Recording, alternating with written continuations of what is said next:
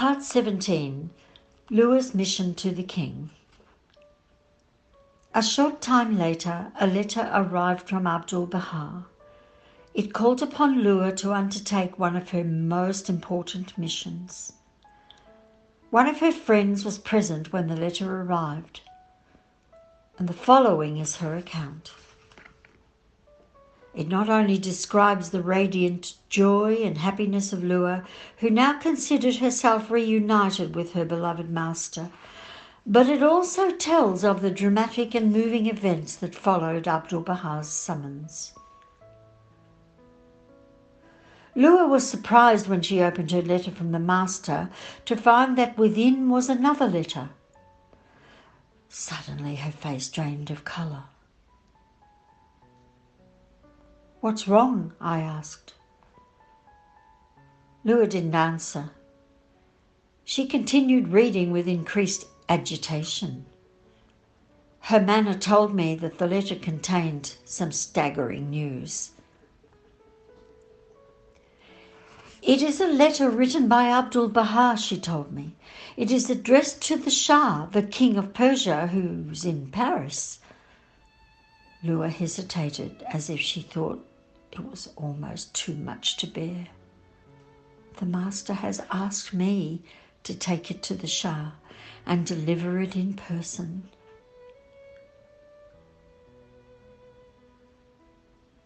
The letter explained that once again the religious fanatics in Persia had begun persecuting the followers of the Bahá'í faith. These shameless persecutions had taken place spasmodically since the earliest days of the faith. Many believers, among them women and children, had been and were still being killed for their belief. Abdu'l-Bahá wrote to the Shah on behalf of these helpless, tortured Baha'is. He asked the king to extend his protection to them. To make sure that his tablet to the king would be delivered, he arranged to send it by a special messenger. Although there were many Baha'is in Paris at that time, it was to America and to Lua that Abdu'l-Bahá turned to seek this messenger. He asked Lua to be his representative and personally carry this important message to the Shah. She was to deliver it with her own hands. As soon as Lua arrived in Paris, she sought out the Prime Minister of Persia. She was turned away at his door. She was informed that His Excellency could see no one. The Prime Minister's son was seriously ill and was not expected to live.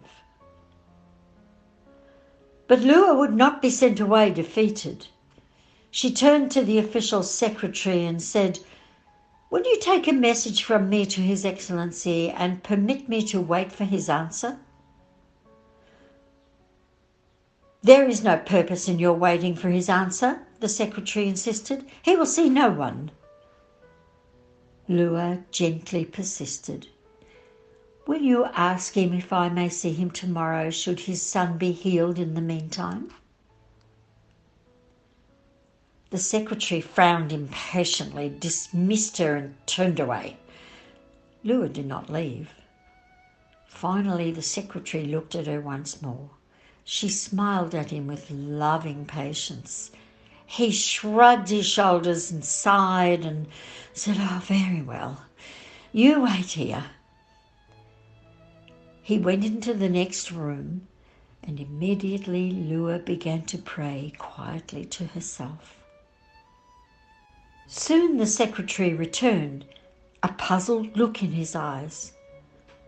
"The minister will see you tomorrow, but only upon your own conditions." Lua thanked him and withdrew. That night she gathered together as many of the Baha'is of Paris as possible. When they were assembled, she told them of her mission and asked them for their help. "Let us sit up all night and pray for the little boy," she urged. She told them how the master had taught her that any difficulty could be solved through prayer, All that was necessary was to be sincere. Both Baha'u'llah and Abdu'l-Baha themselves resorted to the power of prayer in times of difficulty. Baha'u'llah, during the days of trial in Baghdad, when he was surrounded by enemies, directed his followers to recite over and over a prayer revealed by the Bab for just such times of crisis. One of Baha'u'llah's companions has himself testified to just such an occasion. I stood rooted to the spot, lifeless, dried up as a dead tree, ready to fall under the impact of the stunning power of Baha'u'llah's words. Finally, he said, "Bid them recite." Is there any remover of difficulties save God? Say, "Praised be God, He is God. All are His servants, and all abide by His bidding." Tell them to repeat it 500 times, nay, 1,000 times, by day and by night, sleeping and waking, that haply the countenance of glory may be unveiled to their eyes, and tears of light descend upon them. Baha'is throughout the world, as well as their friends and sympathizers, have found this simple prayer of the Bab a source of great comfort and assistance in time of need. With such prayers, Lua called upon the Baha'is of Paris to assist her with her mission. With Lua leading them, her friend's report continues, they began a vigil that lasted through the night. The next morning, Lua returned to the Prime Minister's office. The secretary greeted her with a broad and welcoming smile. He said simply, "The Prime Minister will see you right away." Lua's eyes twinkled. "Is the little boy better?" The secretary nodded. "The crisis is past. He is well on his way to recovery." The secretary then opened the door that led to the Prime Minister. Thus, Lua was able to present one of the petitions through official channels by which it eventually reached the Shah. Mrs. Mariam Haney, another one of the stout-hearted servants of Baha'u'llah in America, made the journey to Paris with Lua. She has recalled the events surrounding that mission.